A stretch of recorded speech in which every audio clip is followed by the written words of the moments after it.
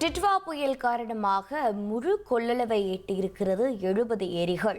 டிட்வா புயல் காரணமாக செங்கல்பட்டு மாவட்டத்தில் 70 ஏரிகள் முழு கொள்ளளவை எட்டியதாக பொதுப்பணித்துறை தகவல் தெரிவித்திருக்கிறது. மேலும் விவரங்களை செய்தியாளர் நவீன் வழங்கிட கேட்கலாம்.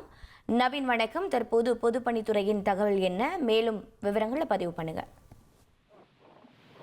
அதாவது தொடர் கனமழை பெய்ததன் காரணமாக செங்கல்பட்டு மாவட்டத்தில் உள்ள நீர்நிலைகள் வேகமாக நிரம்பி வருகின்றன.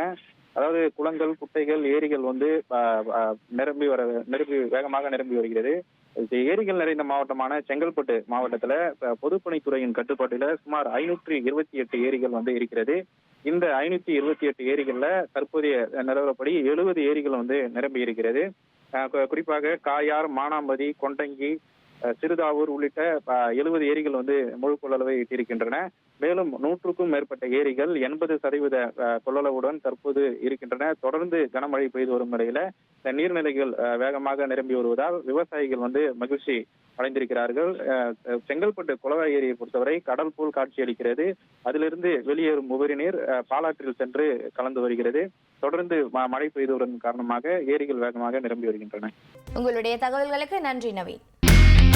இனி செல்லும் இடமெல்லாம் செய்தி.